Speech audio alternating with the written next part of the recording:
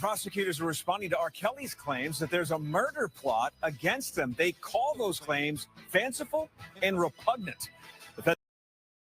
Yo, what it is, what it do. This is Smooth Talks Podcast, and I am your host, B.Smuvv, and today we got R. Kelly, man. R. Kelly reportedly overdosed in solitary confinement. His lawyer blames it on the prison staff for lethal medication dose. All right, so we're going to check this out, man. There's a lot going on into this, man. We got hospitalization. We got murder for hire plots. We got a lot going on with R. Kelly right now and behind bars. So R. Kelly's attorney is raising serious concerns about his client's safety, claiming the embattled R&B singer suffered a medical crisis after being given an overdose of medication while in solitary confinement. All right, the incident occurred shortly after Kelly's legal team filed court motions accusing the Bureau of Prisons of endangering his life. Just 2 days later, Kelly, 59, was placed in isolation and given extra medication. All right, so it's a murder for hire plot. They say somebody of the neo-Nazis or some type of organization or some type of group is pretty much told, hey, look, if you go take care of R. Kelly, we'll make your last couple days here on earth pleasant, right? Dude got a life sentence. He's about to be killed. They told him, hey, look, if you take care of this, we'll take care of you. Supposedly the dude went back and told R. Kelly. There's no facts behind this. There's no written scripts to this. There's no video evidence of this.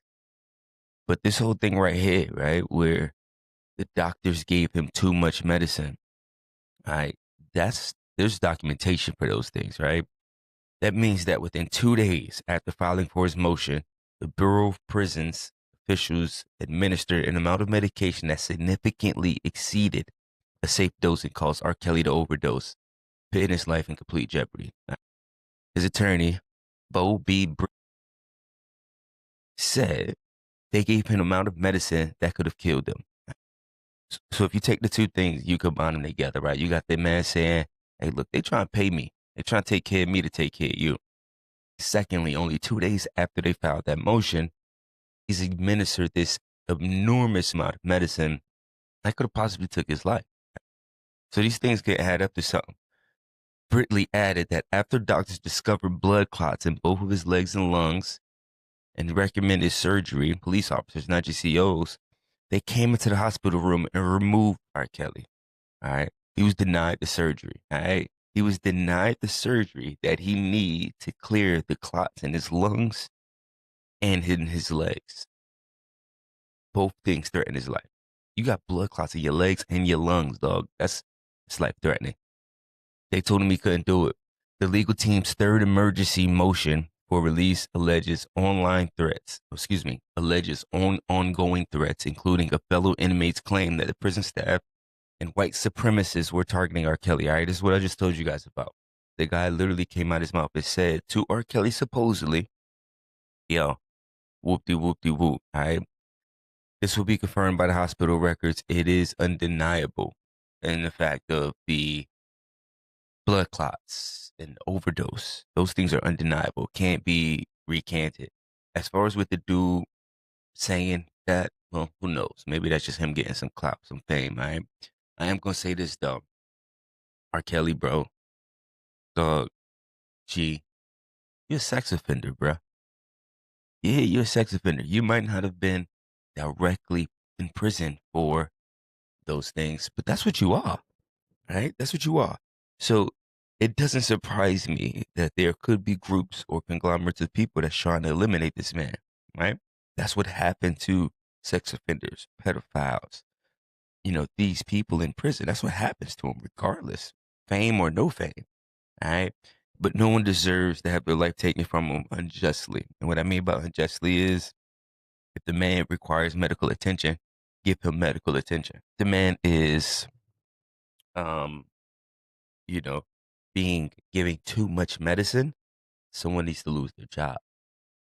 Now, do I think the man should be eliminated? That's subjective. That's neither here nor there. I think for the crimes he committed, and as long as he committed it, I definitely think he should lose something. You dig? But that's neither here nor there for me to claim nor say. But I just hope the best. Continue to pray for R. Kelly, man. He got 31 years, bro. Let him rot. He already 50 plus.